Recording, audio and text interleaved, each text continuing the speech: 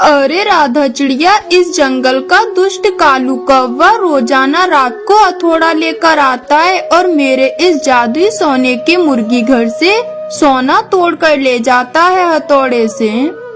अच्छा ये बात है, तो आप ऐसा करना, अगर अब दोबारा वो कौवा यहाँ आए तो तुम उसे बहुत मारना।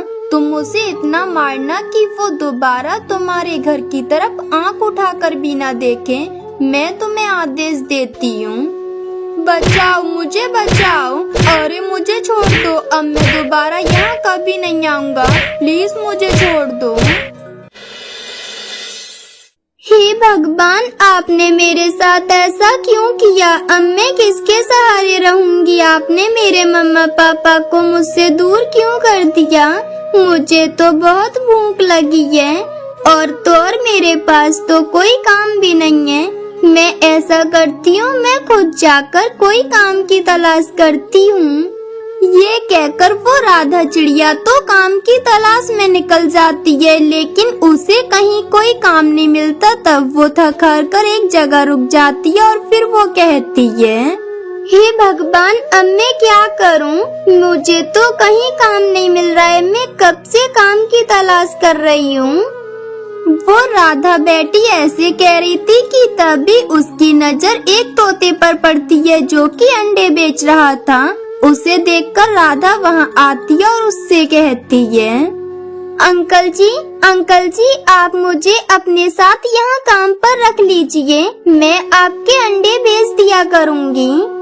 अरे नहीं चिड़िया बेटी, तुम अभी बहुत छोटी हो, तुम ये अंडे नहीं बेच पाओगी। तुम ऐसा करो, तुम मेरे मुर्गियों के अंडे इकट्ठे कर मुझे दे दिया करना। ये सुनकर वो राधा तो खुश हो जाती है और फिर वो मुर्गियों के अंडे इकट्ठे करके तोते को देने लगती है।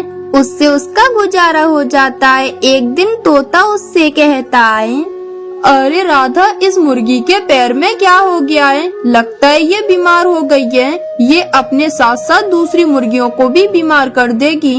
तुम ऐसा करना, इस मुर्गी को कसाई को बेच देना। अरे लेकिन अंकल, वो तो इसे काट कर खा जाएंगे। हाँ तो सही है ना, वैसे भी हम इस बीमार मुर्गी का क्या करेंगे? ये अब हमारे किसी काम की नहीं है। अंकल आप ऐसा करो, आप इस मुर्गी को मुझे दे देना। अरे लेकिन राधा, तुम इस बीमार मुर्गी का क्या करोगी? अंकल प्लीज, बस आप मुझे इस मुर्गी को दे दो ना। राधा के ऐसे जिद करने पर वो तोता उसे उस मुर्गी को दे देता है। राधा मुर्गी लेकर घर आ जाती है और कहती है, मेरी प्यारी मुर्गी, लाओ मैं आपकी चोट पर हल्दी लगा देती हूँ। मेरी माँ कहती थी कि हल्दी लगाने से चोट ठीक हो जाती है। वो राधा चिड़िया तो फिर उस मुर्गी की चोट पर हल्दी लगा देती और उसका ध्यान रखती है, लेकिन उसकी चोट तो ठीक नहीं होती और दिन पर दिन उसकी हालत खराब होती जाती है। इस मुर्गी की हालत तो खराब होती जा रही है और मेरे पास तो इतने पैसे भी नहीं है कि मैं इसका इलाज करवा सकूं। ऐसा करती हूँ, कौवे अंकल के पास जाती हूँ और उनसे कुछ पैसे उधार ले लेती हूँ। ये कहकर राधा चिड़िया कालू कौवे के पास आती है और उससे पैसे उधार मांगती है। तब वो कौवा अपने आप से कहता है, क्यों ना मैं इसके घर को अपने नाम करवा लूं, क्योंकि इसके आगे पीछे भी कोई नहीं है, फिर इसका घर तो मेरा हो जाएगा। ए चिड़िया सुन, मैं तुझे पैसे तो दे दूंगा, मगर तुझे अपना घर मेरे नाम करना होगा। वो राधा चिड़िया तो अपने भोलेपन के कारण उसे घर के कागज दे देती है और पैसे लेकर आती है, उनसे अपनी मुर्गी का इलाज करवाती है। कुछ दिनों बाद उसकी मुर्गी ठीक हो जाती है। तब वो कहती है, चलो अच्छा है कि मेरी मुर्गी अब पूरी तरह ठीक हो गई। वो राधा ऐसे कह रही थी कि तभी कालू कौवा वहाँ आता और उससे कहता है, अरे वो चिड़िया, चल अब तू निकल यहाँ से, बहुत रह ली तू इस घर में, अब ये घर मेरा है। अरे अंकल, मैं कहाँ जाऊँगी अकेले? मेरे पास दूसरा कोई घर भी नहीं है। मैं आपके पैसे दे दूंगी जल्दी। अरे तू चाहे कहीं भी जा, मुझे इससे क्या मतलब। पर तू इस घर को खाली कर दे और जा यहाँ से, क्योंकि ये घर मेरा हो चुका है। प्लीज अंकल ऐसा ना करो, मुझे यहाँ रहने दो, मैं आपके पैसे धीरे धीरे वापस कर दूंगी। वो कालू तो उसकी एक नहीं सुनता और उसे घर से बाहर निकाल देता है। तब राधा कहती है, हे भगवान, अब मैं क्या करूं और कहाँ जाऊं? मेरा तो कोई भी नहीं है इस जंगल में। वो राधा तो फिर दूसरे पक्षियों से मदद मांगती है, लेकिन कोई उसकी मदद नहीं करता और सब उसे भगा देते हैं। तब राधा बेचारी जंगल में एक जगह बैठ जाती है और वो कहती है, अब हम कहाँ जाएं? मेरी प्यारी मुर्गी, अब तुम ही मुझे बताओ कि अब हम कहाँ रहें? ये सुनकर राधा की मुर्गी तो जंगल की तरफ भाग जाती है। तब राधा कहती है, अरे मेरी मुर्गी, तुम इधर कहाँ जा रही हो? अरे रुक जाओ, उधर जंगल है, वहाँ मत जाओ। अरे मेरी प्यारी मुर्गी, रुक जाओ। राधा की वो मुर्गी तो जंगल की एक गुफा में आ जाती है। फिर राधा भी उसके पीछे वहाँ आ जाती है और वो कहती है, अरे मेरी मुर्गी, तुम इस गुफा में क्यों आई हो? अरे ये गुफा तो वैसे सही है, यहाँ हम रह सकते हैं।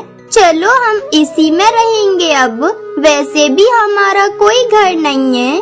फिर उस दिन से वो राधा चिड़िया अपनी मुर्गी के साथ उस गुफा में रहने लगती है।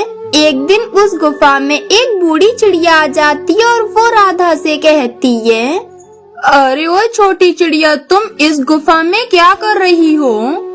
अरे वो क्या है ना, मेरे पास घर नहीं है, इसलिए मैं और मेरी मुर्गी इसी गुफा में रहते हैं।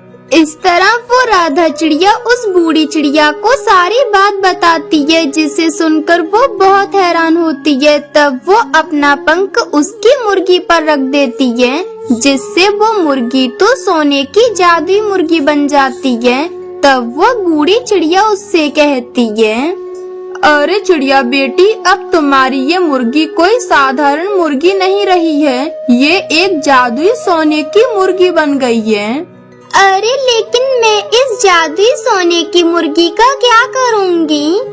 अरे बेटी, तुम इस मुर्गी को अपने जंगल में ले जाओ, तुम्हारी ये मुर्गी तुम्हारी हर बात मानेगी। तुम इससे जो बोलोगी ये वही करेगी और तुम इससे जो मांगोगी ये तुम्हें वही देगी। क्या सच में? ठीक है, फिर मैं इसे अपने जंगल में ले जाती हूँ।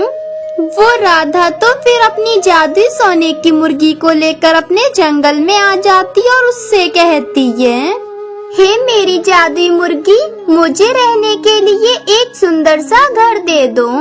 राधा के ऐसा बोलते ही वो जादुई सोने की मुर्गी तो एक विशाल जादुई मुर्गी के घर में बदल जाती है। अरे वाह, ये जादुई विशाल मुर्गी का घर कितना सुंदर है। ये कहकर राधा तो अपने घर के अंदर आती है। जब वो घर के अंदर आती है तो कहती है, अरे ये क्या, इस घर के अंदर तो कुछ भी नहीं है, ये तो पूरा खाली है। ये कहकर राधा बाहर आती है। फिर वो अपनी मुर्गी के घर से कहती है, हे विशाल जादुई सोने की मुर्गी, इस घर के अंदर तो कुछ भी नहीं है, मैं ऐसे कैसे इस घर के अंदर रहूंगी? अरे तुम पहले अंदर जाके तो देखो, तुम्हें इस घर के अंदर सब मिलेगा। वो राधा फिर अंदर आती है तो वो तो हैरान हो जाती है। अरे वाह, यहाँ तो सब कुछ है, अब तो मैं इस घर में आराम से रह सकती हूँ।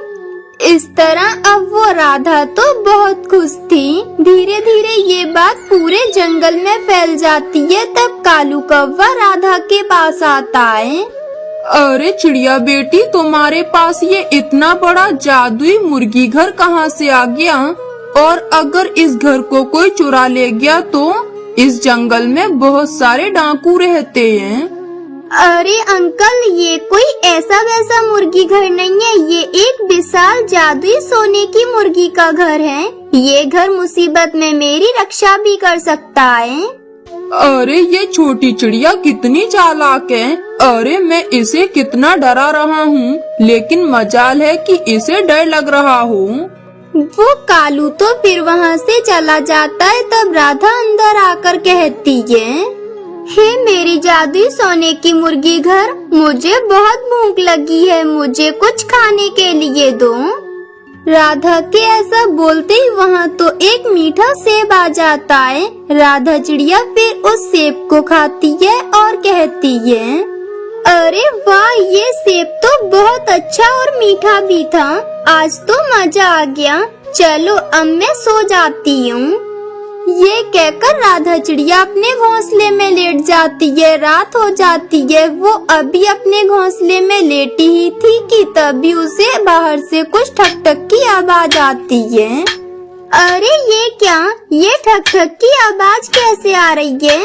कहीं कोई मेरे घर को तोड़ने की कोशिश तो नहीं कर रहा? मुझे बाहर जाकर देखना होगा कि ये आवाज कहाँ से आ रही है। ये कहकर राधा घर से बाहर आती है तो वो देखती है कि कालू कौवा हथौड़े से उसके घर को तोड़ रहा था। ये देखकर वो कहती है, अच्छा तो ये कौवा मेरे घर को तोड़ने की कोशिश कर रहा है। मैं अभी से सबक सिखाती हूँ। हे मेरे जादुई सोने के मुर्गी घर, इस कौवे को इतना मारो कि ये दोबारा मेरे घर की तरफ आंख उठाकर भी ना देखे। मैं तुम्हें आदेश देती हूँ। चिड़िया की ये बात सुनते ही चिड़िया का जादुई मुर्गी घर तो उसे डंडे से मारने लगता है। तब कौवा चिल्लाता है, अरे मुझे छोड़ दो, मुझे मत मारो। राधा प्लीज, राधा बेटी, इस घर को बोलो कि ये मुझे ना मारे। मैं दोबारा यहाँ कभी नहीं आऊँगा, मुझे छोड़ दो। वो कौवा तो ऐसे चिल्ला रहा था, फिर किसी तरह वो अपनी जान बचाकर वहाँ से भागता है। दुष्ट कौवे, अब मजा आया ना तुम्हें? अब मेरे घर को हाथ लगाकर दिखाना तुम। फिर इस तरह वो राधा चिड़िया तो अपने विशाल जादुई सोने के मुर्गी घर में खुशी खुशी रहने लगती है। दोस्तों, ये थी आज की कहानी। और हाँ दोस्तों, इस कहानी से ये सीख मिलती है कि हमें कभी भी किसी के साथ गलत नहीं करना चाहिए। और हाँ दोस्तों, आज का सवाल ये है कि राधा चिड़िया की मुर्गी को सोने की जादुई मुर्गी किसने बनाया था? अगर आपको पता है तो कमेंट बॉक्स में लिखकर जरूर बताएं। और अगर आप हमारे चैनल पे नए हो तो चैनल को कर दो सब्सक्राइब और हमारी वीडियो को कर दो लाइक। और हाँ दोस्तों, घंटी बजाना ना भूलना ताकि नई वीडियो आपके फोन की स्क्रीन पर हो। मिलती हूँ मैं आपको अगली वीडियो में। तब तक के लिए धन्यवाद।